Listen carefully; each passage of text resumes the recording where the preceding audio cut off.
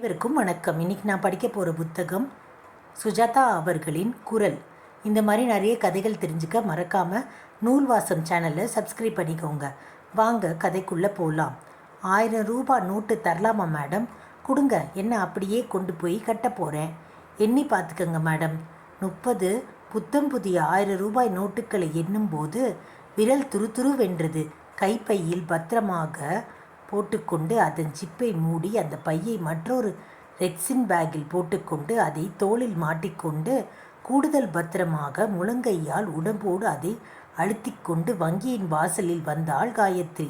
மாம்பழம் கொட்டி கிடந்தது. பாஸ்கருக்கு ரொம்ப பிடிக்கும். வாங்கி கொண்டு போகலாமா யோசித்தாள். ஒரு சமயத்தில் ஒரு காரியம். முதலில் பள்ளிக்கு சென்று டொனேஷனை கட்டி அங்கு கீதாவின் அட்மிஷன் முக்கியம். செல்போன் பையுக்குள் ஒலித்தது. ரம்யா, அம்மா பணம் எடுத்துட்டியா? எடுத்தாச்சு. உடனே கொண்டு கட்டிடுமா. தாமதமாக சென்றால் சீட்டை வேறு யாருக்காவது கொடுத்துருவாங்க. அங்கே தான் போகிறேன். மீண்டும் பையை பத்திரப்படுத்தி கொண்டாள். பேங்க் வாசலில் ஒரு பெரியவர் கருப்பு கண்ணாடி போட்டுக்கொண்டு கையில் வெள்ளை கம்போடு பொதுவாக திசையில் பார்த்து கொண்டு எஸ்கியூஸ் மீ என்றார். என்னை யாராவது அந்த பக்கம் கிராஸ் பண்ணிவிட முடியுமா? செல்போனை காதில் வைத்து கொண்ட அந்த பெண் ஐ டோன்ட் நோ தமிழ் என்றாள். காயத்ரி, வாங்க பெரியவரே, நான் கிராஸ் பண்ணுறேன் என்று அவரை நிதானமாக கையை பிடித்து அக்கறையாக கிராஸ் செய்து விட்டாள். தேங்க்யூ. பேர் என்னம்மா? காயத்ரியின் தலையை தொட்டு ஆசிர்வதித்தார். வயசு சொல்ல முடியவில்லை. நெற்றியில் பெரிய குங்கும பொட்டு இருந்தது. கொஞ்சம் கொஞ்சம் லால்குடி பெரியவர் போலத்தான் தெரிந்தார்.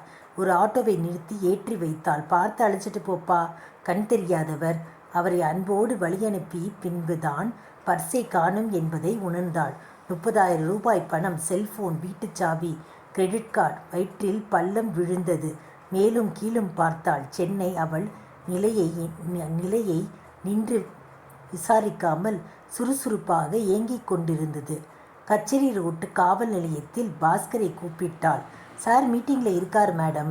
சொல்லி கூப்பிட சொல்லட்டுமா? செல் இல்லை, நான் வீட்டில் இல்லை. கச்சேரி ரோட் போலீஸ் ஸ்டேஷனில் ஃபோன் பண்ண சொல்லு. படபட வருது. மீட்டிங் பாலா போகட்டும் சொல்லு. டிஸ்டர்ப் பண்ணால் திட்டுவார் மேடம். இன்ஸ்பெக்டர் பேர் இளவரசு. டென்ஷன் ஆவாதீங்க. பணம் எவ்வளவு இருந்துச்சு என்றார். 30,000. பேத்திக்கு கொண்டு பணம் கட்ட போயிருந்தேன். எந்த காலேஜு? காலேஜ் இல்லைப்பா, எல்கேஜிக்கு. எல்கேஜிக்கு 30,000மா? மத்தியானத்துக்குள்ளே கட்டலைன்னா அந்த சீட்டும் போயிடும். 30,000னா நாங்கள்லாம் என்ன பண்ணுறது? 3 பிள்ளைங்க. எதுக்கு கேஷாக எடுத்துக்கிட்டு போனீங்க? செக்கு வாங்க மாட்டேன்ட்டாங்க. டெலிஃபோன் மணி அடித்தது. உங்களுக்கு தாம்மா. என்ன காயத்ரி, சீக்கிரம் சொல்லு. மீட்டிங்கில் இருக்கேன். போலீஸ் ஸ்டேஷனில் என்ன பண்ணிக்கிட்டு இருக்க? பேங்க்லேருந்து பணம் எடுத்தேன், தொலைச்சிட்டேன். எவ்வளவு? 30,000. மத்தியானத்துக்குள்ளே கட்டலைன்னா சீட்டு போயிடும். இன்னும் கட்டலையா? தொலைச்சிட்டேன்னு சொல்கிறேன்ல. ஓகே ஓகே, போனால் போகிறது. செக்ரட்டரியை அனுப்பி உடனே கட்ட சொல்கிறேன். வேற என்ன சொல்லு. வேற என்ன தொலைச்ச? எல்லாம் போயிடுச்சு. என்னுடைய கிரெடிட் கார்டு. சரி, பேங்க்குக்கு சொல்லி நிறுத்த சொல்லிடலாம். செல்ஃபோன் போயிடுச்சு, சாவி போயிடுச்சு. சிம் கார்டு ஃபோன் பண்ணி அந்த சிம் கார்டை பிளாக் பண்ண சொல்லிடலாம். கவலைப்படாத. ரம்யா கிட்ட இன்னொரு சாவி இருக்குல்ல. உனக்கு எதுவும் அடிக்கடி படலையே? இல்லை. என்ன ஆச்சுன்னா சாயங்காலம் சாவகாசமாக சொல்லு. காயத்ரி கோபம் பொத்து கொண்டு வந்தது. எப்படி போனால் போகிறேன். பின்ன என்ன சொல்கிறது? இன்ஸ்பெக்டர்கிட்ட பேசி கண்டுபிடிக்க சொல்லு. அதோட பாஸ்கர் நிறுத்தியிருக்கலாம். தொடர்ந்து உனக்கு இதெல்லாம் வேண்டான்னு அடிச்சுட்டேன். பணம் கட்டலாம்னு பணம் நான் தான் கட்டுவேன்னு ஒத்த காலில் நின்னேன். 30K போயிடுச்சு. அவள் கண்களில் கண்ணீர் வந்தது. என் வலையில் விற்று திருப்பி தந்துடுறேன். என்ன பேச்சு இது? இன்ஸ்பெக்டர் கிட்ட கொடு. இன்ஸ்பெக்டர் ஐயா, சொல்லுங்க ஐயா என்று பேச துவங்க ஸ்டேஷன் வாசலுக்குள் வந்தாள். லாக்அப் ரூமில் ஒருவன் அவளை பார்த்து, ஐயர்வுட் அம்மா, ஒரு பிளேட் இட்லி வாங்கி கொடுங்களேன், காலையிலேருந்து பட்னி என்றான். குறுகிய தெருவில் 2 பக்கமும் பஸ் போக்குவரத்து. சுறுசுறுப்பாக சப்தம் இருந்தது. இரைச்சலில் காயத்ரி வாய்விட்டு அழுதாள். கேட்கவில்லை. ரம்யா, பாஸ்கர் 2 பேருமே சொல்லி காட்டினார்கள். அங்கீதா கூட சொல்லி காட்டும். உனக்கேன் பாத்தி, இந்த வேலையெல்லாம் அம்மா தான் பார்த்துக்கிறேன்னு சொன்னாலே. எவ்வளவு பெரிய மனுஷி போல என் தப்பு. இவர் டூரு இவர் டூரு போயிருக்கார். எனக்கு ரிவ்யூ மீட்டிங் இருக்கிறதுனால அம்மாவையே அனுப்பிச்சேன். இப்படி சொதப்புவான்னு தெரிஞ்சிருந்தா லீவ் போட்டுட்டு போயிருப்பேன்னு சொல்லுவார். என் எல்லா நகைகளும் பேத்திகளுக்குத்தானே. ரெட்டை வட சங்கிலியை விற்றால் போச்சு. உள்ளே வந்தால், ஐயா, உங்கள் மேடம் கொடுத்த புகார் மேலே எஃப்ஐஆர் போட்டிருக்கேன். ஒரு ஒரு எம்ஓ கரையும் மாதிரி தெரியுது. கண்டுபிடித்த முயற்சி பண்ணுறேன். மேடம் தான் 2-3 தடவை ஸ்டேஷன் வர வேண்டியது இருக்கும். நிச்சயம் வர இன்ஸ்பெக்டர் என்றார். ஐயா வராங்களாம். அம்மா கொஞ்சம் ஜாக்கிரதையாக இருந்திருக்கலாம். பெரிய அமௌண்ட்டை முல்லை மாதிரி பசங்க எப்படியெல்லாம் ஏமாத்துறாங்க.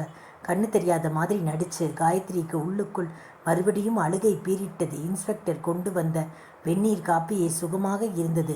சரியா சொல்லுங்க, பேங்க்லேருந்து பணம் எடுத்தீங்க, வெளியே வந்தீங்க, நடந்ததை அப்படியே விவரித்தான். களவானிங்க இப்படி தான் பண்ணுவானுங்க, ஏமாத்துவானுங்க. எனக்கெடுவும் அந்த பெரியவர் மேலே சந்தேகம் வரல. இன்ஸ்பெக்டர் சிரித்தார். பார்த்தீங்களா, அந்த அளவுக்கு நம்ப வச்சுக்கான். பெரிய ராது முடிச்ச வைக்க சோமாரி என்றார்.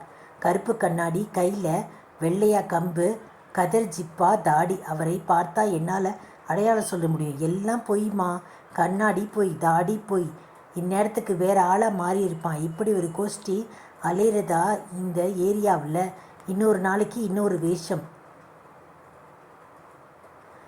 சேல்ஸ்மேன் மாதிரி, கேபிள் ஆப்ரேட்டர் மாதிரி, போலீஸ்காரன் மாதிரி வருவான். பேங்க்லேருந்து வெளியே வந்ததும் உங்ககிட்ட பணம் இருந்துச்சா? நிச்சயமா. யார் வந்து பையை பிடிங்கிட்டு போகலை? இல்லை. அந்த கபோதியை எப்படி அழைச்சிக்கிட்டு போனீங்க? கையை பிடிச்சு சுமார் ஒரு 40 அடி அந்தாண்ட பக்கம் கொண்டு விட்டேன். அப்புறம் ஆட்டோவில் ஏற்றினேன். ஆட்டோ நம்பர் ஏதாவது ஞாபகம் இருக்கா? இல்லை, மஞ்சள் ஆட்டோ. சென்னையில் எல்லாமே மஞ்சள் கலர் தானேம்மா ஆட்டோ ஓடுது. குங்குமம் போட்டு தாடி வச்சுண்டு இருந்தான். எல்லாத்தையும் அழிச்சிடுவான். அடுத்த வேஷம் போட்டுப்பான். தனிப்பட்டதாக ஏதாவது அடையாளம் இருந்தால் சொல்லுங்கம்மா. குரல், அந்த குரலை நான் மறக்கவே முடியாது. எஸ்கியூஸ் மீ அப்படின்னு இங்கிலீஷில் வித்தியாசமாக கேட்டான். இன்ஸ்பெக்டர்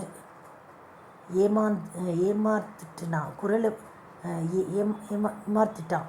குரலை வச்சுட்டு பிடிக்கிறது கஷ்டம். காலையில் வாங்க, 2-3 பேரை இந்த மாதிரி திருடுறவங்கள கொண்டாந்து நிறுத்துகிறேன். பவித்ராவுக்கும் ரமேஷுக்கும் அமெரிக்காவுக்கு ஃபோன் போயிருக்கும். ராத்திரி கூப்பிட்டார்கள். சொல்லி காட்டினார்கள். உனக்கு எதுக்குமா இதெல்லாம்? கட்டின புடவை அவ்வளவு தெரியாது உனக்கு. வீட்டுக்கு வந்தபோது ரம்யா கதவை திறந்திருந்தாள். வா, உனக்காக தான் காத்துக்கிட்டு இருந்தேன். நான் மறுபடியும் ஆஃபீஸ்க்கு போகணும். வா. சாரி கண்ணம்மா, உங்கள் எல்லோருக்கும் ட்ரபிள். ரம்யா அதை கேட்கவே இல்லை. என்னாச்சு தெரியுமா? அப்பா சொன்னாருமா, கவலைப்படாத, பணம் கட்டியாச்சு. 30,000. என் இரட்டை வட செயினை. அம்மா, இப்போ உன்னை யாரும் பணம் கேட்கல. எதுக்கு இப்படி பேசுகிற? இல்லடி, எனக்கு ஆத்தாத்து போகிறது. அங்கிதா, பாத்தி, திருடன் காசு எடுத்துட்டு போயிட்டானா? எச்சரிக்கையாக போயிருக்கூடாதா என்றாள்.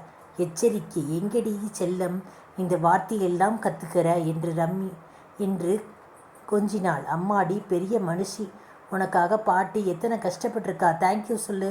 பாட்டிக்கு முத்தத்தோடு அம்மா நான் வரேன் என்று ரம்யா காலில் ரெக்கையை கட்டி கொண்டு புறப்பட்டாள். ராத்திரி 1 மணி நேரம் ரமேஷ் பவித்ராவும் இன்டர்காமில் கால் போட்டு விசாரித்தார்கள். பின்னரவில் 3 மணிக்கு எழுந்து மௌனமாக அழுது கொண்டிருந்தாள். திடுக்கிட்டான் பாஸ்கர். எதுக்கு அழற காயத்ரி? 47 வயசு பொம்மநாட்டி. ஒரு சின்ன விஷயத்து கூட என்னால் செய்ய முடியல. ரம்யா, ரமேஷ், பவித்ரா ஏன் சின்னது கூட கேட்குறது? Big packet Gayatri. 30,000 பெரிய அமௌண்ட் இல்லை. எப்படி நான் மறக்கிறது? எனக்கு அவனை பார்த்து கண்ணமாக இழக்கணும் போல இருக்கு. எதுக்குடா இப்படியெல்லாம் பண்ணுறீங்கன்னு கேட்கணும். சரி படு, அவனை பார்க்கத்தான் போகிறேன். அவனை ஜெயிலுக்குள்ளே தள்ளவும் விடமாட்டேன். என்னோட இன்னொரு ரூபம் உங்களுக்கெல்லாம் தெரியாது. சரி, ஏமாற்றுபவன் இருக்கும் வரை ஏமாத்துறவங்க இருக்கத்தான் போகிறாங்க. அந்த இடது கை ஆறுதல் அவமானத்தை நிகராரித்து நாளைக்கு என் கூட போலீஸ் ஸ்டேஷன் வந்து இன்ஸ்பெக்டர்கிட்ட நீங்கள் யாருன்னு சொன்னீங்கன்னா சீக்கிரமாக கண்டுபிடிச்சி கொடுத்துருவாங்க. நோ, என்னால் வரவே முடியாது. 30 மில்லியன் கான்ட்ராக்ட் எனக்கு இருக்குது. மறுநாள் அதிகாலை அங்கிதாவை கூட்டிக் கொண்டு போலீஸ் ஸ்டேஷன் சென்றாள். திருடன் இங்கே தான் இருக்கானா பாத்தி? ஏதாவது தெரிஞ்சுதா இன்ஸ்பெக்டர்? இன்னும் இல்லைங்க. ஒரு கான்ஸ்டபிளை ஏரியாவில் நேத்தி ரவுண்ட்ஸ் விட்டுருக்கோம். அவங்க கண்டுபிடிச்சி சொல்லுவாங்க. கண்டுபிடிச்சாலும் பணம் கண்டிப்பாக கிடைக்காது. பணம் கிடைக்குதுன்னு எதிர்பார்க்கலை. பின்ன எப்படி அவன் என் உடம்பில் அணைச்சிக்கிட்டு இருந்த அவ்வளவு பத்திரமா வச்சு இந்த பையன் நிமிஷத்தில் அடிச்சிருக்கான்னு தெரியணும். பாருங்கம்மா, தினப்படி நம்ம வாழ்க்கையில் அசந்து மறக்கிற கணங்கள் ஏராளம். அப்போ அவங்க இது மாதிரி செய்கிறவங்க தான். அப்போ கொஞ்சம் கையை தாழ்த்திருப்பீங்க. அப்பா அடிச்சிருப்பான். அந்த குரலை நான் மறக்க முடியாதுங்க. லாக்கப்பில் இருந்த கைதியை இன்ஸ்பெக்டர் கேட்டார். ஏழுமலை, கண்ணு தெரியாத மாதிரி வேஷம் போட்டு பறிக்கிறவன் யாரும் வெளியில் வந்திருக்கானா தெரியுமாடா உனக்கு? பச்சோந்தி பல வேஷம் போடுவான் சாமி. ஆனால் அவன் உள்ளே இருக்கானே. நீங்கள் தினமும் வர வேண்டாம்மா. ஏதாவது துப்பு கிடச்சா சொல்லி அனுப்புகிறோம். அப்போ வந்தால் போதும். இனி கேஸ் எடுத்துக்கிட்டு தனியாக போகாதீங்க. மேற்படி உலகமே சொல்லியாச்சு. நீங்கள் ஒருத்தர் தான் பாக்கி என்றால் அவருக்கு புரியவில்லை. 15 நாளாகியும் எதுவும் துப்பு கிடைக்கவில்லை. காயத்ரி ஒவ்வொரு முறையும் சொல்ல வரும்போது பாஸ்கர் தடுத்து திருப்பி அதையே சொல்லி போர் அடிக்காத காயத்ரி. பணம் போனது தான், அவ்வளவுதான். எப்படினா என்று கெஞ்சினாள். பவித்ரா மறுபடியும் ஃபோன் பண்ணினாள். அம்மா, பேசாமல் நீ அமெரிக்கா வந்துரு. உன் க்ரீன் கார்டு ரெனுவல் பண்ணணும். உனக்கு இங்கேயும் ஒரு பேத்தி இருக்கா. இங்கே சன் டிவியெல்லாம் வராது. இங்கே பக்கத்தில் ஒரு பெரிய மால் கட்டியிருக்காங்க. போய் நல்லா பொழுத போக்கிக்கலாம். ரமேஷ் காலேஜ்லேருந்து வந்ததுக்கு அப்புறம் நம்ம ஊர்லாம் சுற்றி பார்க்கலாம். எல்லாம் அந்த கடங்காரன் கண்டுபிடிச்சதுக்கு அப்புறம்தான் என்றாள். என்னம்மா நீ சொன்னதையே சொல்லிக்கிட்டு இருக்க? போனா போட்டும் விடேன் என்றாள் ரம்யா. அவன் குரல் என்றாள். அப்பாவும் மகளும் ஒருவர் பார்த்து கொண்டு கஞ்சாடை காட்ட அங்கிதா பாத்தி பாவம் என்றாள். ஏறத்தாழ அந்த சம்பவத்தை மறந்துவிட்ட நிலையில் காயத்ரி பெசநகரில் அக்கா பொன் வீட்டிற்காக சென்று கொண்டிருந்த போது ஆட்டோக்காக காத்திருந்தாள். அப்பொழுது எஸ்கியூஸ் மீ, இந்த பஸ் அண்ணா நகர் போகுமா என்று குரல் கேட்டவுடன் அதே குரல், தனிப்பட்ட டிம்பர் வாய்ஸ் என்று யோசித்துவிட்டு எனக்கு ஆட்டோ வேண்டாம்ப்பா, நான் பஸ்ஸிலே போய்விடுகிறேன் என்று பஸ்ஸில் ஓடும் வழியில் ஏறிக்கொண்டாள். என்ன பெரியம்மா, காலேஜ் பசங்க மாதிரி ரன்னிங்கில் ஏறிங்க, அடுத்த பஸ்ஸு வரும்ல. கையெல்லாம் வியர்த்திருந்தது. என்ன துணிச்சலாக காரியம் செய்திருக்கிறேன். பஸ்ஸில் நல்ல கூட்டம். அவன் சட்டை கலர் ஞாபகம் இருந்தது. முன்னால் நின்று கொண்டிருந்தான். மெல்ல மெல்ல அவனை அணுகினாள். யாரோ எழுந்து இனம் கொடுத்தார்கள். அவன் நின்ற இடத்தில் அருகில் இருக்கை ஜன்னல் வழியாக குனிந்து வெளியே பார்த்து கொண்டிருந்தான். தாடி இல்லை, கருப்பு கண்ணாடி இல்லை, வெள்ளை கம்பு இல்லை, குங்கும பொட்டு இல்லை. கண்டக்டர் வந்து எங்கம்மா போகணும்? அண்ணா நகர். எங்கே சார் போகணும்? அண்ணா நகர் ஈஸ்ட். சந்தேகமே இல்லை, அதே குரல் தான். அவனுக்கு ஞாபகம் இருக்குமா தெரியவில்லை. அவன் தானே என்பது தெரியவில்லை. பக்கத்தில் வீற்றிருந்த பெண்ணிடம் வலுக்கட்டாயமாக பேசினாள். இப்பெல்லாம் ரொம்ப ஜாக்கிரதையாக இருக்க வேண்டியிருக்கு. இப்படித்தான் பாருங்க, அன்னைக்கு பேங்க்கிலேருந்து வெளியே வரேன், திருடன் ஒருத்தன் என் கண் தெரியாத மாதிரி பாசாங்கு பண்ணி பாவி பணத்தை அழிச்சுட்டு போயிட்டான் என்றாள். அந்த பெண் வியப்பில், என்கிட்ட எதுக்குங்க இதை சொல்கிறீங்க என்றாள். சில பேருக்கு கேட்கணுன்னு தான். அவன் சட்டென்று எஸ்கியூஸ் மீ சொல்லிக்கொண்டு முன்னால் நகர்ந்தான். பஸ் சிக்னலுக்கு நின்றபோது சட்டென்று இறங்கி கொண்டான். ஒரு ஆட்டோவில் தாவி ஏறிக்கொண்டான். காயத்ரி சன்னல் வழியாக எட்டி பார்த்து, டேய், உன்னை நான் விடமாட்டேன் என்றாள். சிக்னல் கிடைத்து புறப்பட்ட பஸ்ஸிலிருந்து மற்றொரு அசத்தல் துணிச்சல் காரியம் செய்தாள். குதித்து இறங்கினாள். பைத்தியம் போலிருக்கு என்றாள் அந்த பெண். இந்த பாரு, பொம்பளைங்க மோசல் இங்கே இறங்குறது என்று யாராவது வியந்து கவனிக்காமல் சட்டென்று ஒரு ஆட்டோவை நிறுத்தினாள். எங்கேம்மா போகணும்? அதோ முருகன் துணை போட்டிருக்குல, அந்த ஆட்டோ பின்னால் போப்பா. 25-30 நம்பர். அம்மினி, நீங்கள் போலீஸா? இல்லைப்பா, என்கிட்ட 30,000 கொள்ளையடிச்சிட்டு போகிற களவாணி பையன் அந்த ஆட்டோவில் தான் போகிறான். பின்னாலேயே போ. 25-30 நம்பரை விட்டாத, பார்த்து போ. என்னாச்சு தாயே? இவனிடமிருந்து விவரமாக சொன்னாள். எனக்கு என்னன்னா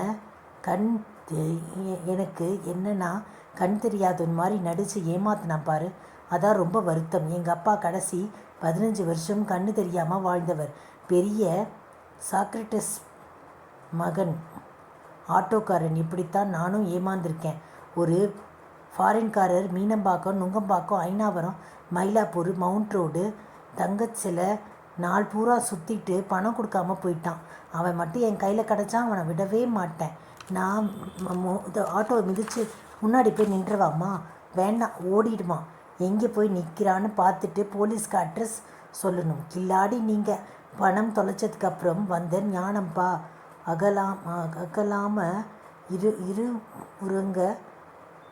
அகலமாக இரு முருங்கை மரத்தை தாண்டி ஏரிக்கரையோரம் இவன் போய் நின்றான். பணம் கொடுத்துவிட்டு அவன் உள்ளே செல்ல சற்று தூரத்தில் காயத்ரியும் ஆட்டோ விட்டு இறங்கி, இப்போ என்னம்மா என்றான். முதலில் அட்ரஸே கேட்டு வச்சுக்கிறேன், தனியாக போகாதீங்கம்மா என்று அவன் சொன்னதை கேட்காமல் அந்த வீட்டுக்குள் ஈர்க்கப்பட்டாள். சைக்கிள்களையும் காய்கறி வண்டியையும் கடந்து கருப்பு வெள்ளையில் பொதிகை ஓடிக்கொண்டிருந்த வீட்டையும் மற்றொரு தரையில் உட்கார்ந்து விசிடி திருட்டு பயலை பார்த்து கொண்டிருந்த வீட்டையும் தாண்டி பெயர் தெரியாது, அவன்தான் தெரிகிறது. அவனிடம் எஞ்சியிருக்கும் வன்முறையில் அளவு தெரியாது. காயத்ரி எதற்காக இதை ரிஸ்க் எடுத்துக்கொண்டு இந்த விஷயத்தை செய்கிறாள் என்பது புரியவில்லை. என்னத்தை நிரூபிக்க விரும்புகிறாள்? நான் அத்தனை ஏமாளி இல்லை. என் பிள்ளைகள் சாமர்த்தியம் என் ஜீனிலும் உண்டு என்றாள். அந்த கதவை தட்டினாள். கதவு பாதி திறந்து ஒரு குழந்தை எட்டி பார்த்தது. அதன் பின் ஒரு சிறுமி எட்டி பார்த்தாள். யார் வேணும் என்று மற்றொரு குழந்தை குரல் கேட்டது.